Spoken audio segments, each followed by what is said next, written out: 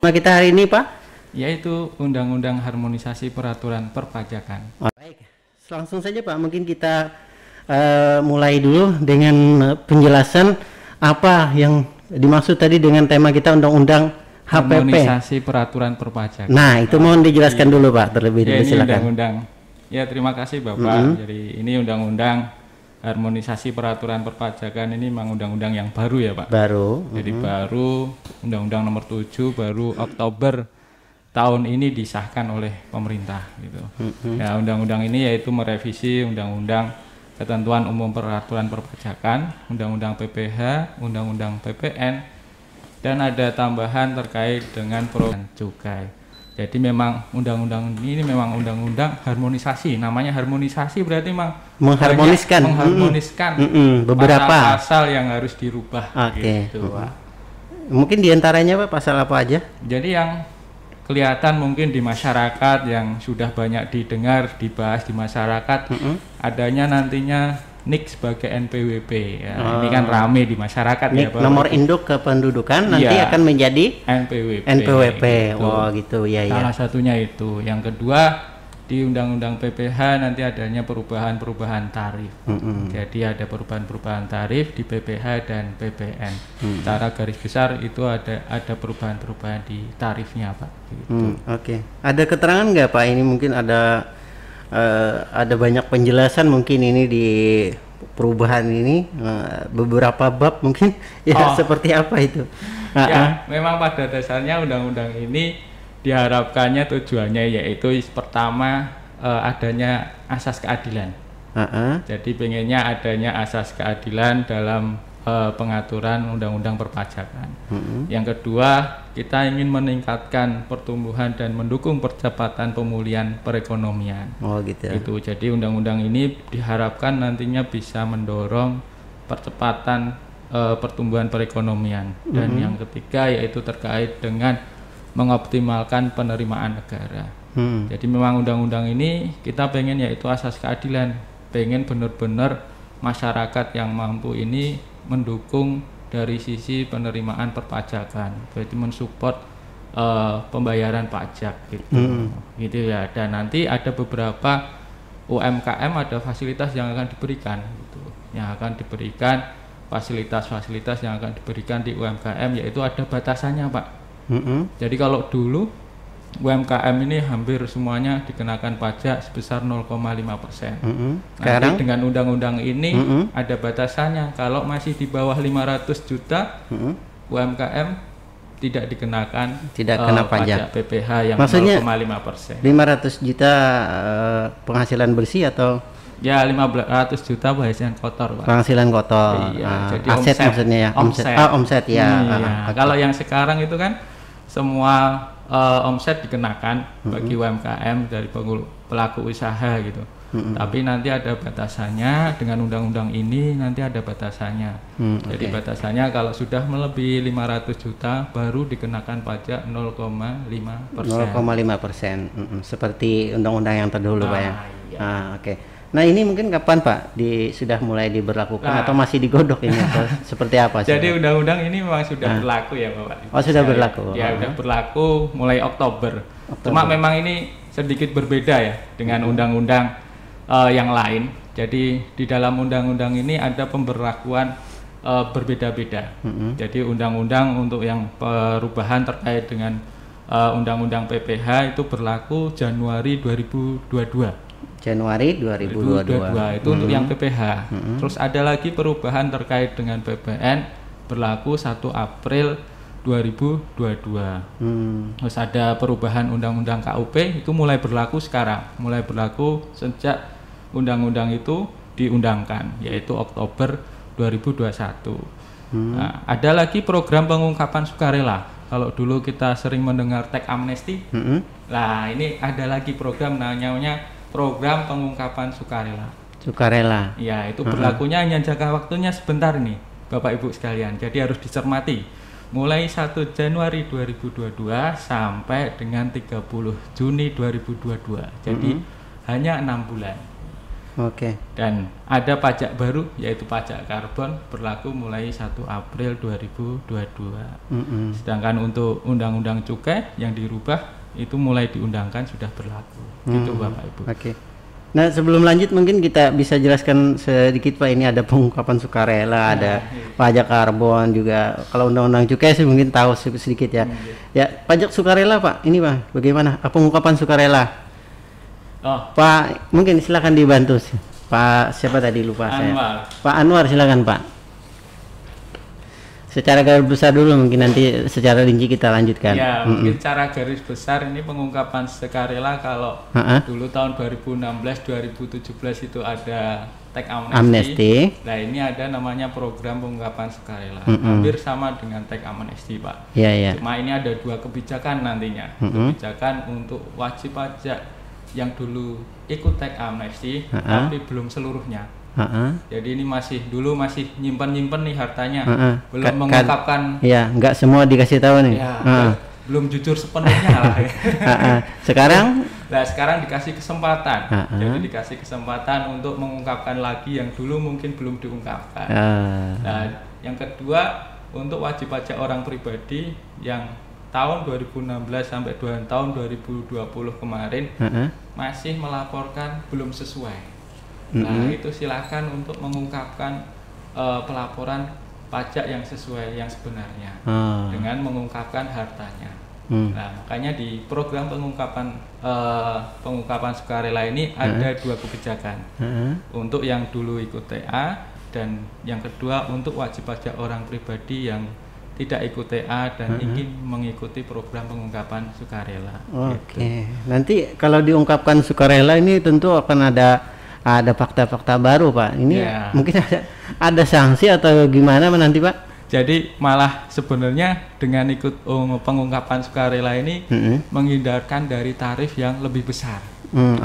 Jadi kalau dulu ikut TA nanti kita ketemukan ternyata hartanya masih belum dilaporkan semua. Kalau kita tidak ikut pengungkapan sukarela maka kena tarifnya bisa sampai 30%. 30%. Iya, 30% ditambah sanksi 200%. Makanya sangat besar sekali gitu. Iya, besar sekali itu Pak. Berharap nantinya ini masyarakat wajib pajak bisa mengikuti program pengungkapan sukarela karena sekarang Direktorat Jenderal Pajak sudah bekerja sama dengan perbankan, dengan BPN dan instansi lain. Data-data terkait kepemilikan tabungan, terkait dengan kepemilikan properti sudah masuk ke kami. Jadi sudah ada data. Sudah ada datanya. Kalau dulu mungkin waktu teks amnesti kita baru akan kerjasama. Kalau sekarang kita sudah ada datanya, jadi tinggal Bapak Ibu melaporkan saja. Oke, benar-benar kerjasama, bukan baru akan ya. Iya. Baik, kalau karbon Pak, pajak karbon tadi gimana? Nah, kalau pajak karbon ini memang pajak yang baru ya. Jadi pemerintah ini memang mau mendukung mengurangi adanya perubahan iklim. Jadi kita sudah pemerintah akan konsen untuk mengurangi emisi karbon. Makanya di sini ada namanya pajak karbon. Ya tujuannya ya memang untuk mengurangi emisi karbon agar kita mendukung adanya kita mengurangi perubahan iklim terutama di Indonesia dan di dunia ini. Dan nantinya ya memang bagi industri atau masyarakat yang mengeluarkan emisi karbon berlebih di luar standar yang nantinya ditetapkan pemerintah, maka akan dikenakan pajak karbon. Memang ini pajak baru, Bapak Ibu masyarakat. Ada gambaran Pak? Ada gambaran berapa persen ini? Nah, untuk berapa persennya nanti akan diatur oleh Kementerian Teknis. Tapi untuk tahun 2022 ini pajak karbon ini baru berlaku 1 April 2022. Nah, ini nanti akan khusus akan dikenakan untuk PLTU batubara. Batubara ya? Ya, nanti secara garis besar akan dibikin namanya peta jalan karbon. Peta jalan karbon. Ya, peta jalan karbon ini nanti yang akan membuat adalah Kementerian Teknis dalam hal ini ESDM. Nah, nanti dari peta jalan karbon ini mana saja yang akan dikenakan duluan. Oke, yang lagi viral kemarin itu ya yang knalpot itu Pak ya? Lah iya. Tapi kalau knalpot kayaknya terlalu banyak, makanya ini yang emisinya paling besar ini kemungkinan PLTU batubara. Batubara ya. Jadi nantinya yang akan diatur oleh pemerintah. Ya harapannya nanti industri sama-sama berjuang untuk mengurangi emisi tersebut. Iya, kalau emisi tersebut di bawah standar maka tidak dikenakan pajak karbon. Oke, nanti diatur lebih lanjut oleh kementerian Pak ya. Nah mungkin secara garis besar mungkin lagi nih Pak tentang ketentuan dan aturannya undang-undang apa tadi HPP ya? Iya, HPP. Mungkin seperti apa Pak? Jadi secara garis besar ketentuan yang diatur di undang-undang HPP ini ya ingin merubah banyak ya Pak. Banyak jadi, sebenarnya ya. Ya sebenarnya banyak aturan yang dirubah dari undang-undang KUP, terus adanya undang-undang PPH, PPN, dan adanya program pengungkapan sukarela. Nah kalau secara garis besar terkait dengan KUP ini ya kita ingin integrasi data. Integrasi data Pak. Ya, integrasi data ya seperti yang disampaikan kalau Bu Menteri Keuangan menyampaikan di Indonesia ini banyak nomor. Betul, banyak nomor. Sampai dijual nomornya. Lah, kita tahu kita punya NIK. Iya. Nanti untuk pajak ada NPWP. Iya. Nanti ada lagi nomor SIM. Iya betul. Nah, kita pasti nggak ada yang hafal. Plat nomor juga.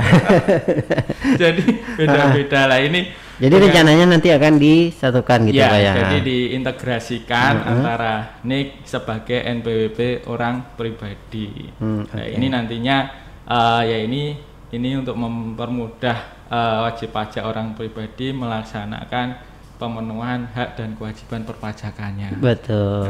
Kadang-kadang kebanyakan nomor jadi lupa Pak ya. Iya. Nyari dulu. Nah, pas ada kesibukan lain nggak jadi.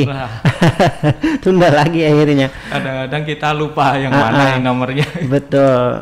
Dalam proses itu nanti kadang-kadang muncul kebosanan atau apa Pak ya. Nah, Oke, solusinya ini ya. Ini juga harus dipahami oleh masyarakat bahwa banyak beredar, wah berarti nanti semuanya dipajakin nih gitu. Nah, setiap punya NIK langsung bayar pajak nih. Jadi enggak. Jadi ini perlu pemahaman dari masyarakat bahwa wajib pajak yang membayar pajak itu yang sudah memenuhi kriteria. Jadi kriteria penghasilannya sudah melebihi PTKP, yaitu penghasilan tidak kena pajak. Kalau sudah melebihi penghasilan tidak kena pajak, baru akan mempunyai kewajiban untuk membayar pajak. Dan juga kalau untuk yang usaha nantinya apabila omsetnya atau peredaran brutonya sudah lebih dari 500 juta. Nah ini tadi yang sempat saya sampaikan bahwa ada batasan penghasilan tidak kena pajak atau penghasilan bruto tidak kena pajak untuk UMKM atau pelaku usaha, yaitu 500 juta. Sedikit Pak, 500 juta ini per tahun mungkin Pak ya? Iya, per tahun. Oh ya. Jadi per tahun 500 juta, kalau masih di bawah 500 juta satu tahun itu tidak kena pajak. Tapi kalau seumpama masih bulan Juli sudah lebih dari 500 juta, maka wajib pajak harus membayar pajak sebesar 0,5%. Oke, itu diketahui nanti Pak dari salah satunya mungkin dari pengungkapan sukarela ini, kemudian ada pelaporan tahunan itu Pak gitu ya. Jadi nanti memang kalau omset wajib pajak menghitung dan melaporkan sendiri berapa omsetnya gitu.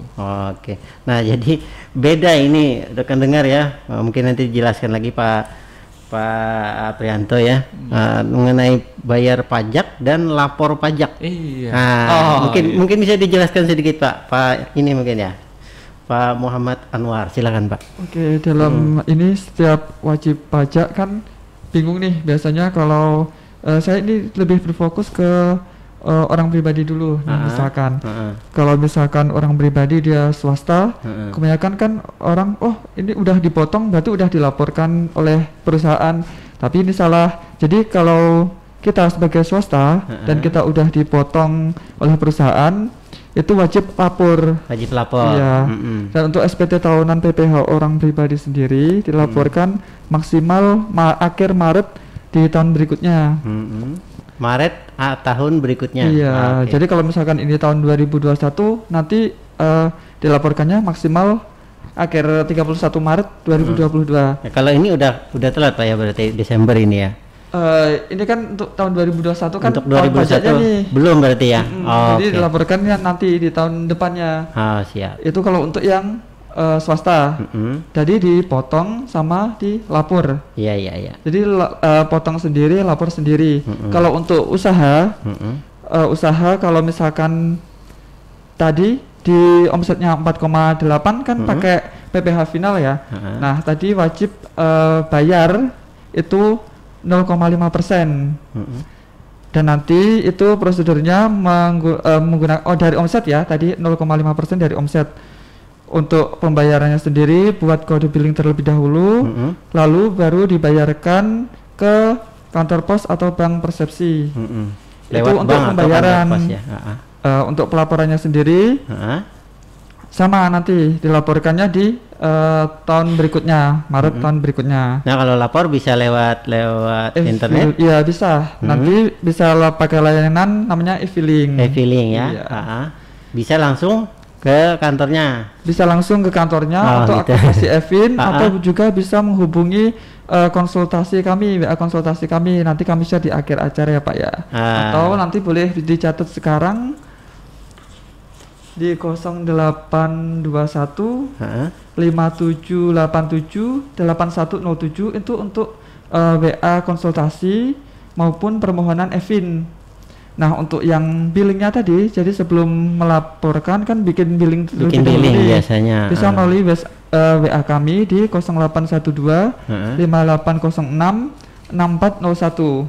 Jadi kami ada 2 WA nih bagi teman bagi orang pribadi ataupun badan nanti silahkan menghubungi 2 WA kami yang kami share tadi. Ya, secara garis besar tadi bayar pajak dengan lapor pajak itu beda. Itu beda, iya.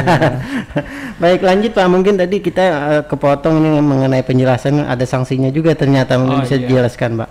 Ya, jadi memang ada selain tadi terkait dengan NIK di perubahan di Undang-Undang KUP di HPP ini yang merubah Undang-Undang KUP, yaitu terkait dengan besaran sanksi. Besaran sanksi juga berubah. Ya, jadinya besaran sanksi kalau kita tahu dulu kalau nggak bayar kena sanksi 2% per bulan. Per bulan. Itu kan berat gitu. Dan nah ini pemerintah akhirnya merubah dengan aturan di Undang-Undang Omnibus Law juga, dan ini diperkuat di Undang-Undang HPP.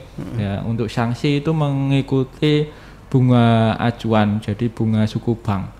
Jadi dari bunga suku bank kita tambahkan dengan adanya faktor uplift faktor atau tambahan.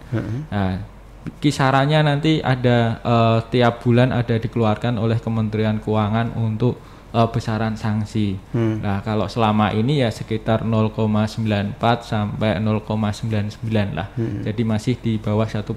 Jadi kalau dulu telat bayar itu bisa 1 bulannya 2%, tinggal kalinya berapa bulan. Kalau sekarang nanti itu berbeda.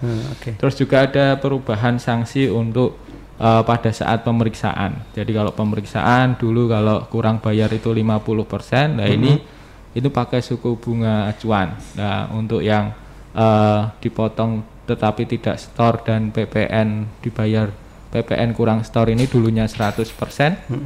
Itu nanti di Undang-Undang HPP ini sebesar 75%.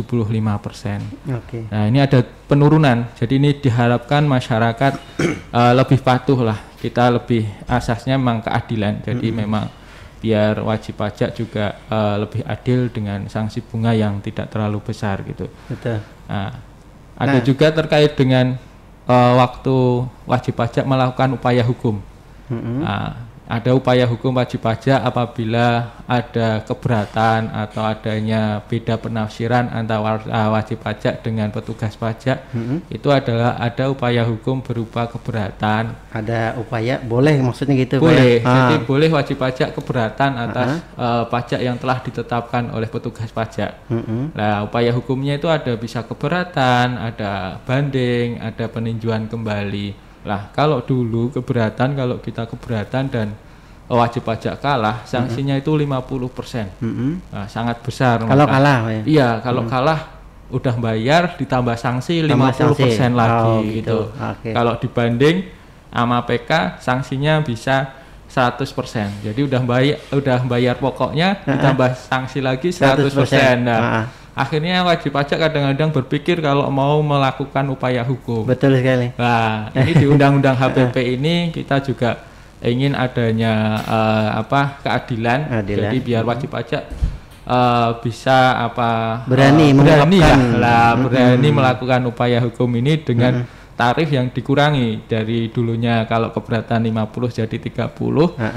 Kalau banding dan peninjauan kembali itu jadi 60%. Cuma 60%. Jadi ya diharapkannya biar kita sama-sama lah tugas pajak juga melakukan tugasnya dengan profesional. Wajib pajak kalau memang merasa benar berani untuk melakukan upaya hukum. Ya, pada akhirnya mereka juga merasa terpenuhi hak-haknya. Gitu diharapkannya begitu. Jadi diharapkannya sekarang nanti perpajakan ini lebih terbuka. Jadi wajib pajak berharapnya nanti bisa secara sukarela lebih patuh lah. Gitu. Betul. Jadi mereka bukan keterpaksaan nanti akhirnya jadi sukarela, Pak ya. Oke.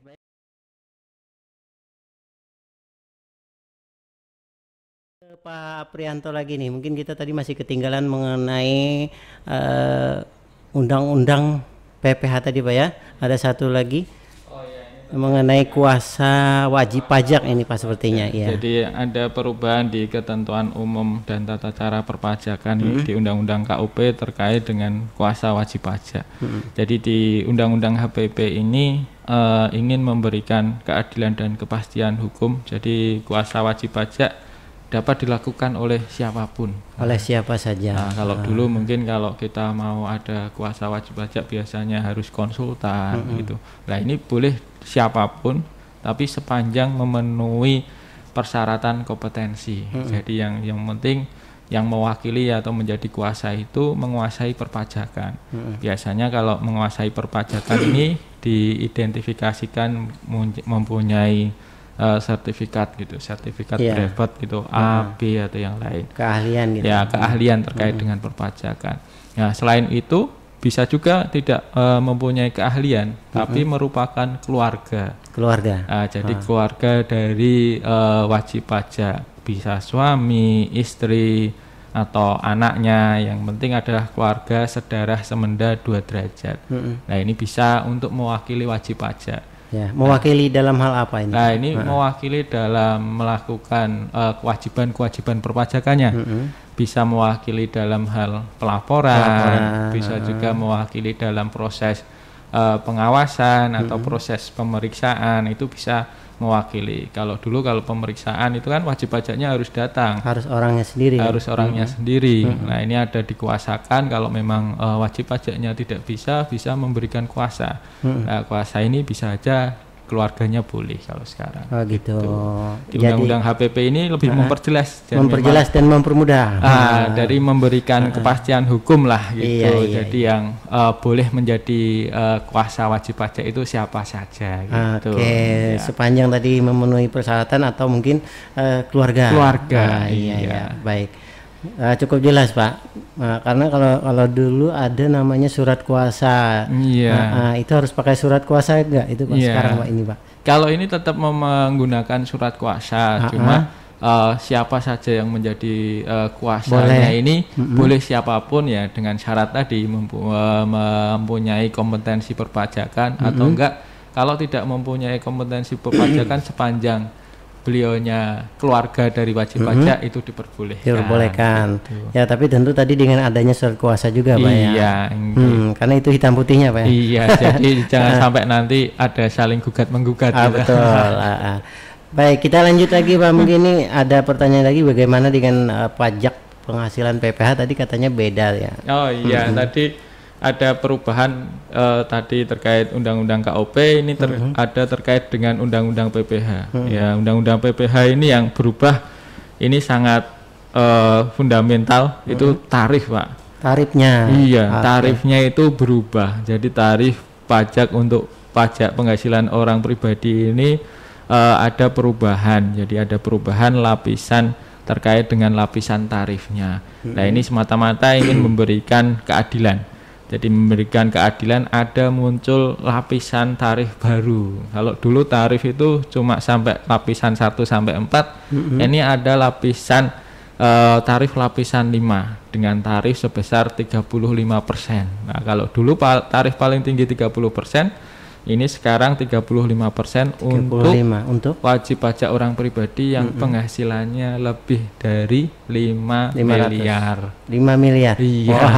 Oh, iya, bukan 500 Jadi jangan juta. khawatir, ini memang untuk wajib-wajib prominent ya, atau wajib pajak orang kaya yang memang penghasilannya lebih tinggi. Jadi kita pemerintah ingin mengurangi gap antara orang-orang kaya dengan orang-orang tidak punya, dengan cara ya untuk orang-orang prominent people ini akan diberikan tarif yang lebih tinggi tarifnya, yaitu sebesar 35%.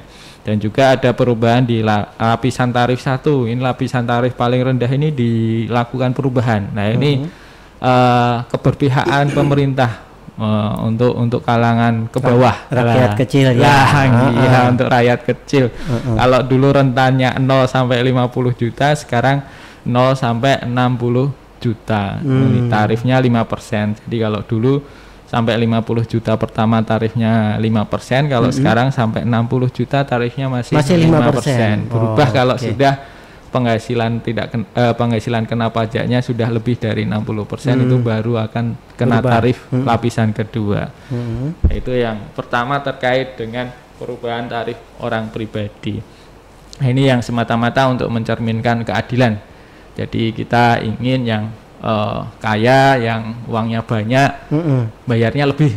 Ya, padahal ada alasan juga Pak. Orang kaya katanya banyak tanggungan juga. Nggak bisa gitu Pak ya. Iya. Jadi biar merata lah. Jadi kita ingin Indonesia ini sejahtera bersama. Iya betul. Ya, jadi sejahtera bersama yang kita pajak ini kan gotong royong ya. Jadi pajak ini gotong royong, maka bagi yang punya kemampuan lebih maka harus membayar lebih. Betul sekali. Itu. Jangan pelit juga Pak. Ya, benar juga. Karena memang itu sudah apa namanya diatur ya, rezekinya masing-masing, dan kalau yang punya penghasilan besar ya tentu harus lebih memberi lebih banyak gitu ya. Itu keadilannya ya. Ya, keadilannya disitulah kita ingin membagi kesejahteraan bersama ini. Nah, jadi dipakai ini istilah orang lama ini Pak, dipakai jadinya. Kalau untuk SD dikasih berapa, untuk SMP SMA dikasih berapa semuanya. Itu ya pepatah lama Pak ya. Iya, jadi nggak kita samakan. Nggak gitu. Sama, adil nggak harus sama Pak. Iya, adil itu nggak harus sama. Jadi ya kita makanya ini di tarif PPh ini ada lapisan-lapisannya. Dan ini memang pemerintah memang diterapkan di sini terkait dengan lapisan. Kita merasa bahwa ada diperlukan lagi lapisan kelima, yaitu tarif sebesar 35% untuk di atas 5 miliar. Nah, ini nggak tahu nih kalau di sini ada nggak ya yang penghasilannya di atas 5 miliar. Ya mudahan ada lah. Semoga-moga ada. Tahun 2022 nanti ada. Ya, amin. Gitu. Jadi kita berharap yang memang wajib pajak prominent people atau orang-orang kaya ini ya, kita berharap mempunyai kesadaran yang lebih tinggi dan mau untuk membayar pajak lebih banyak lah gitu dibanding yang lain. Oke. Kalau sebelumnya Pak tahun 2020 mungkin ada gambaran nggak? Ya, kalau tahun 2020 sesuai aturan sebelumnya ya lapisannya hanya sampai lapisan 4 Pak. Jadi lapisan 4 yaitu di atas 500 juta itu 30%. Jadi kalau dulu hanya paling tinggi, lapisan paling tinggi tarif untuk PPh wajib pajak orang pribadi itu hanya 30%.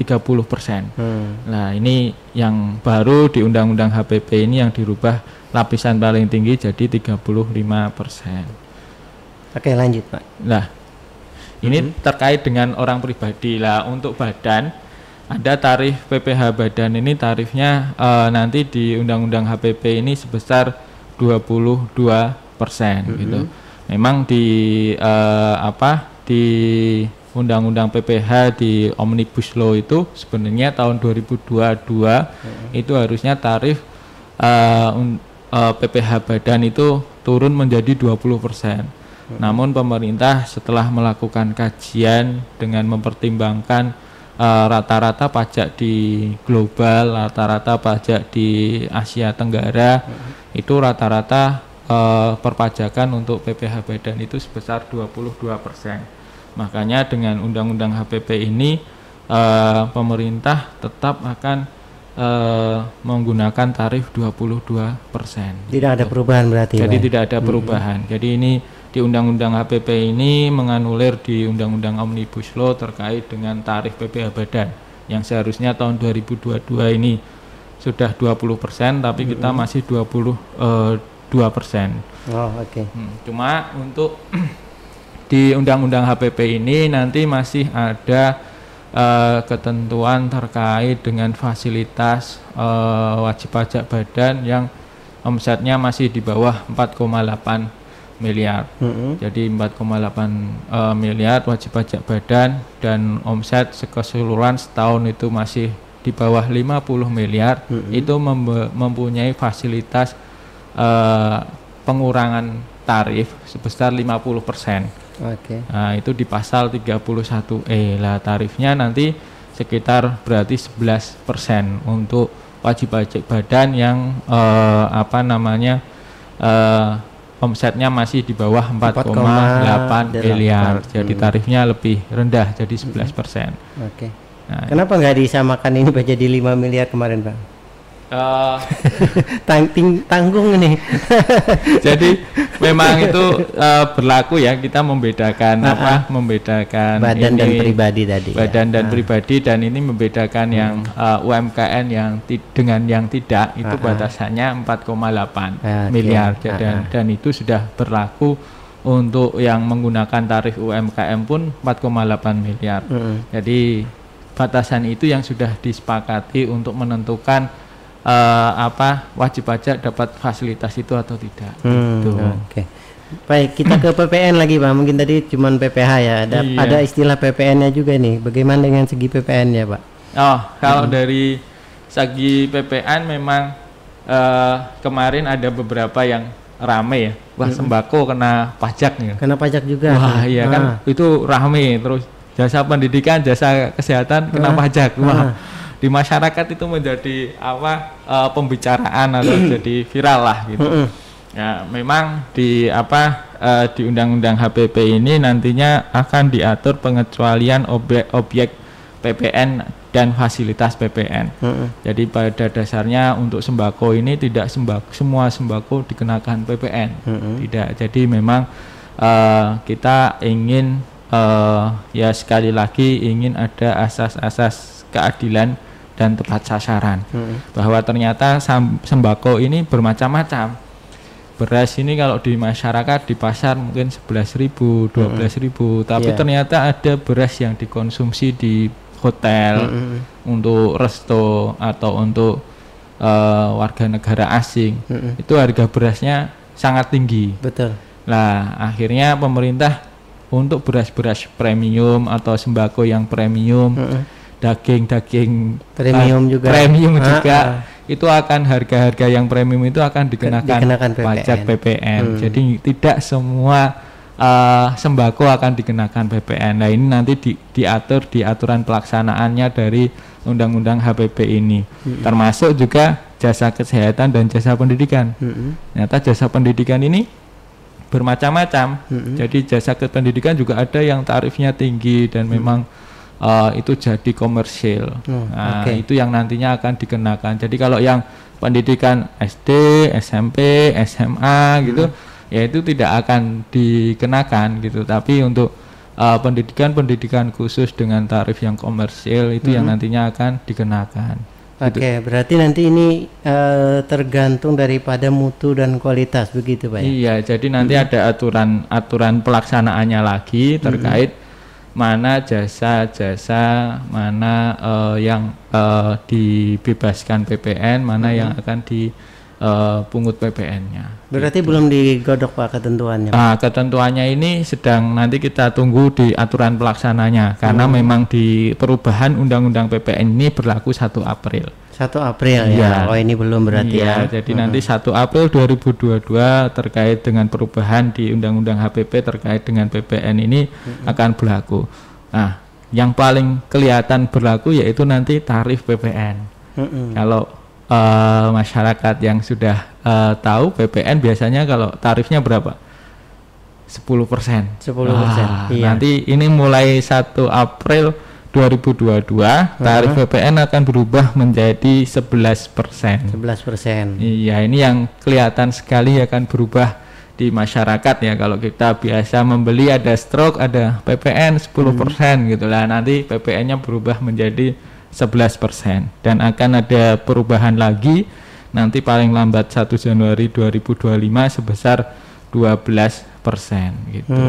Nah, ini yang kelihatan akan mungkin terasa oleh masyarakat perubahan tarif terkait dengan PPN ini, karena masyarakat nanti juga akan mungkin mengalami waktu membeli barang-barang yang kena pajak. Jadi barang-barang yang kena PPN nanti akan merasakan perubahan tarif ini gitu. Ini nanti apakah tidak mempengaruhi harga pokoknya, Pak? Ya, jadi nanti ini kan kalau namanya PPN itu kan adalah pertambahan nilai ya. Jadi hanya dikenakan di pertambahan nilainya. Memang akan sedikit mempengaruhi dari harganya, tapi pemerintah sudah melakukan kajian terkait dengan tarif ini dan dirasa tarif ini udah sesuai dengan nantinya mungkin kenaikan harga atau inflasi yang akan berlaku di masyarakat. Iya, gitu. juga perkembangan ekonomi di Indonesia. Iya, jadi memang semata-mata ya kita juga pemerintah juga harus memikirkan untuk bagaimana meningkatkan dari pendapatan negara melalui pajak ini. Gitu. Oke. Pak Anwar, ada yang mau ditambahkan? Silakan. Kita mau dengar suaranya nih, Pak. Iya, silakan, Pak. Ini PPN ini kalau dulu mungkin seperti apa, Pak? 10% ya, dari apa itu? Oke, seperti yang dijelaskan Pak Apri tadi kan, kita biasanya beli di mart itu kan, Alfamart itu. Kita merasakan nggak ngerasa kita tuh udah bayar PPN sebenarnya. Sebenarnya udah bayar. Nah, tapi yang kita rasakan nanti kemungkinan di mulai 1 April 2022 itu yang berlakunya 11% otomatis akan menambah apa yang kita bayar. Sebenarnya secara singkatnya seperti itu. Kalau pemahaman orang-orang awam seperti itu sih. Oke, saya pengen dengar yang awam nih mungkin penjelasannya, Pak. Kita masyarakat awam ini taunya harga segitu. Nah, kalau yang sebenarnya bayar PPN ini pembelinya atau pengusahanya, Pak? Pembelinya. Jadi ya. pada dasarnya emang PPN ini nggak kerasa ya sebenarnya kalau kita masyarakat itu kalau beli atau barang gitu di supermarket atau di toko-toko yang sudah memungut PPN, sebenarnya masyarakat ini nggak terasa sebenarnya udah berkontribusi untuk membayar pajak. Ini makanya sebenarnya pembayaran PPN ini nggak terasa sudah dilakukan masyarakat yang selama ini sudah membeli barang. Makanya PPN ini ya sebagai awam ya sebenarnya saya udah bayar kalau saya beli di supermarket, di toko-toko yang mengungut PPN sebenarnya udah bayar, tapi nggak terasa. Nah, memang ini ada perubahan tarif ini juga pemerintah sudah melakukan kajian bahwa ini nantinya juga nggak terlalu terasa untuk masyarakat gitu. Oke, ya, jadi berbangga hatilah masyarakat ternyata ya. Iya. Yang meskipun sebenarnya nggak ada bukti kita bayar pajak ini, nggak perlu lapor, tapi ternyata kita udah bayar pajak, Pak ya, dari pembelian itu tadi. Iya, sebenarnya nggak terasa masyarakat ini sudah berkontribusi. Betul sebenarnya sekali. Sudah berkontribusi. Dengan banyaknya konsumsi yang masyarakat lakukan, sebenarnya roda perekonomian semakin meningkat. Apalagi ya beli sepeda motor, beli elektronik, sepeda motor gitu, terus elektronik dan berbagai macamnya itu sudah ada PPN-nya. Sudah ya ikut berkontribusi lah itu untuk berkontribusi untuk membayar pajak melalui PPN. Ingatlah yang bayar itu kita ternyata jadi memang rakyat pajak itu dari rakyat oleh rakyat dan akan kembali ke rakyat itu. Oke, baik. Nah, ini ternyata ada tarif khusus nih Pak, mungkin bisa dijelaskan sedikit. Ya, ini memang ada tarif khusus. Ini tarif yang memang semata-mata untuk kemudahan dan pemungutan PPN. Ternyata di industri banyak industri yang nggak sama gitu. Jadi ada industri khusus yang nantinya akan dikenakan tarif PPN final. Jadi ada PPN final itu tarifnya nanti 1% sampai 3%. Nah, dari peredaran usaha. Dari peredaran usaha. Ya, dan tapi nantinya usaha-usaha yang kena diberikan tarif khusus ini akan diatur oleh peraturan Menteri Keuangan. Nah, nanti ada aturan khusus untuk usaha-usaha atau jasa yang dikenakan tarif khusus tersebut. Nah, biasanya ini tarif terkait dengan jasa ekspor impor gitu. Itu yang diberikan tarif khusus gitu. Lah itu yang nanti akan diatur oleh pemerintah dalam hal ini Kementerian Keuangan mana usaha-usaha yang akan diberikan tarif khusus tersebut gitu. Oke, terakhir mungkin Pak, ini saya pengen tahu lagi, tadi kita sudah singgung masalah pajak karbon, tadi mungkin ada penjelasan lagi Pak, ini karena baru ini kayaknya Pak. Iya. Silakan Pak. Jadi memang pajak karbon ini pajak yang baru ya. Kami pun juga merasa wah ini ada baru gitu. Nah, tapi ternyata memang ini sudah dilakukan pengkajian oleh pemerintah karena kita melihat bahwa terjadi perubahan iklim yang besar yang signifikan juga ya. Jadi nggak hanya di Indonesia dan juga di dunia yang membuat bumi ini terasa lebih panas. Bukan cuma lagu lagi. Bumi terasa panas. Tapi memang kejadiannya salah satu sebabnya ini karbon ini Pak, ya? Salah satu sebabnya yaitu memang kita nggak memungkinin bahwa industri ini semakin berkembang. Dengan industri semakin berkembang, banyak usaha, banyak pabrikan, otomatis polusi atau emisi karbonnya meningkat. Nah, ini yang membuat bumi ini lebih terasa panas. Nah, ini kita ingin ini untuk menghindari adanya bencana-bencana yang mungkin terasa bagi kita gitu. Nah, ini makanya pemerintah ingin adanya pajak karbon ini. Ya, latar belakangnya yaitu memang untuk pengendalian peningkatan emisi gas rumah kaca.